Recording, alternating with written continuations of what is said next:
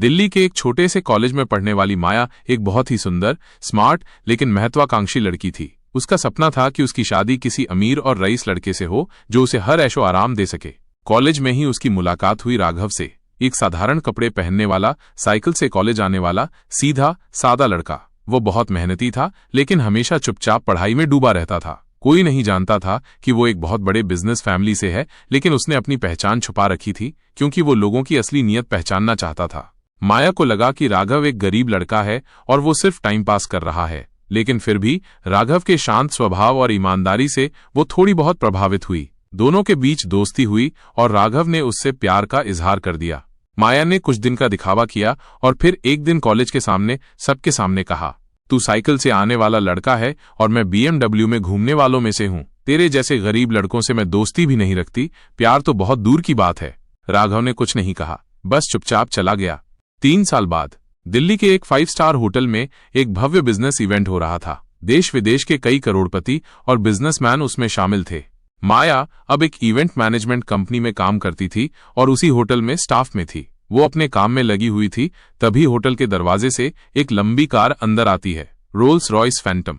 दरवाजा खुलता है और बाहर निकलता है एक हैंडसम सूट बूट में सज्जित आदमी, राघव मल्होत्रा। उसे देखकर माया की आंखें फटी की फटी रह गईं। उसके पास ही उसका बॉस आया और बोला, माया, पता है ये कौन है? ये राघव मल्होत्रा है, इंडिया की सबसे तेजी से बढ़ती हुई टेक कंपनी आरकोर सॉल्यूशंस का मालिक। उसकी नेटवर्थ 400 करोड़ है। माया को जैसे किसी ने जमीन पर पटक दिया हो। उसे विश्वास नहीं हो रहा था कि यही वही राघव है जिसे उसने कॉलेज में गरीब कहकर रिजेक्ट किया था। माया ने किसी तरह हिम्मत जुटाकर राघव से मिलने की कोशिश की। वो उसके पास गई और बोली, राघव, तुम तो बहुत बदल गए हो। मैं माया हूं, तुम्हें याद है? राघव ने उसकी तरफ देखा और मुस्कुराकर बोला, माया कौन? माया सकपका गई। अरे, हम एक ही कॉलेज में थे, तुमने मुझे प्रपोज किया था। राघव थोड़ी देर चुप रहा, फिर धीरे से बोला, ओ हाँ, वो लड़की जो साइकिल से आने वाले लड़के का मजाक उड़ाती थी।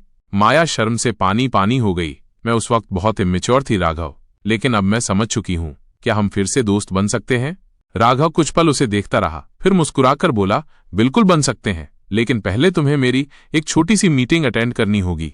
राघव उसे अपने कॉन्फ्रेंस रूम में ले गया जहां उसके बोर्ड के सारे सदस्य बैठे थे। माया को नहीं पता था कि वो मीटिंग क्या थी। राघव ने कहा, आज हम एक नई कंपनी को इवेंट मैनेजमेंट के कॉन्ट्रैक्ट से निकालने जा रहे हैं। और उसने एक कागज निकालकर कहा, यह है माया की कंपनी। आज से ये हमारे किसी इवेंट में शामिल नहीं होगी, क्योंकि जब इंसान दिल से गरीब होता है तो वो भरोसे के लायक नहीं होता। माया की आंखों से आंसू बहने लगे।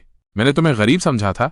राघव मुस्कुराया और कहा, और मैंने तुम्हें पहचान लिया था। फिर वो उठा और अपनी टीम के साथ बाहर चला गया। पीछे रह गई माया, जो अब जान चुकी थी कि सबसे बड़ी दौलत पैसे नहीं, इंसान का दिल होता है। संदेश, कभी किसी की आर्थिक स्थिति देखकर उसका मूल्यांकन मत करो। वक्त बदलता है और वही वक्त एक दिन आपको आईना दिखा सकता है। स्टोरी पसंद आई हो तो चैनल को सब्सक्राइब करें, वीडियो को लाइक करें और कमेंट करके बताएं स्टोरी कैसी लगी। धन्यवाद।